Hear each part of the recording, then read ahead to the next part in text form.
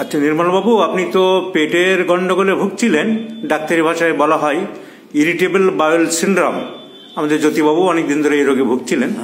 এটা আমাশা হয়, নানা রকম পায়খানা বারবার, শরীর ক্ষীণ হতে থাকে। তো আপনি আপনার অভিজ্ঞতা, আমি ডাক্তারদের শেখাচ্ছি এখন, কেসগুলো দেখাচ্ছি, তাতে রোগীদের নিজস্ব বয়ান থাকলেও ভালো হয়।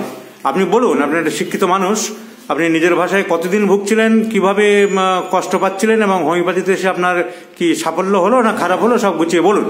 দীর্ঘদিন আমি অ্যালোপ্যাথি চিকিৎসা করেছি, বিভিন্ন গাছপাতার রস খেয়েছি, কিছু হয়নি, পরপরখালি বেড়েই যাচ্ছে।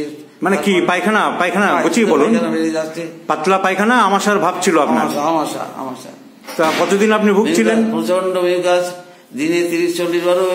দিনে 30-40 বারও পায়খানা আপনি করতেন? পায়খানা হতো। এবং মিউকাস ছাড়া কিছু ছিল না? হ্যাঁ, মিউকাস ছিল, যথেষ্ট মিউকাস। শুধু মিউকাস আর মিউকাস? আমার কাছে এটাকে বলা হয়। রক্ত মাঝে মধ্যে পড়তো? না, রক্ত পড়তো না। রক্ত পড়তো, পরীক্ষা যতবার করেছে ব্লাড পড়েনি, কিন্তু রংটা হচ্ছে লাল, রেডিশ কালার। হ্যাঁ, রেডিশ কালার, আর জেলি লাইক। হ্যাঁ, এটা কোনোদিন ভাবিনি যে এটা ব্লাড নয়। হ্যাঁ, এটা কিন্তু পরীক্ষা যতবার করা হয়েছে এটা ব্লাড নয়।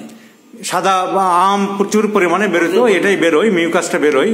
ইরিটেবল বাউল সিনড্রোমে রক্ত বেরোয় না, রক্ত বেরোয়, সেটার নাম হচ্ছে আলসারেটিভ কোলাইটিস।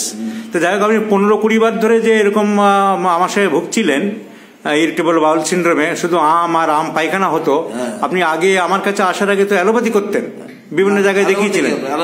অ্যালোপ্যাথি অনেক জায়গায় দেখিয়েছিলেন? অনেক জায়গায় অ্যালোপ্যাথি চিকিৎসা করে, উন্নতি খুব একটা পাননি না। হোমিওপ্যাথিকে এসে আস্তে আস্তে করে আমার কাছে চিকিৎসার পরে আপনি এখন কি বলতে চান? অনেক ভালো, অনেক ভালো, 100% ভালো। আপনি খুশি আছেন? হ্যাঁ, খুশি। এটা হোমিওপ্যাথির সাফল্য, সহযোগিতা করার জন্য আপনাকে ধন্যবাদ। অনেক।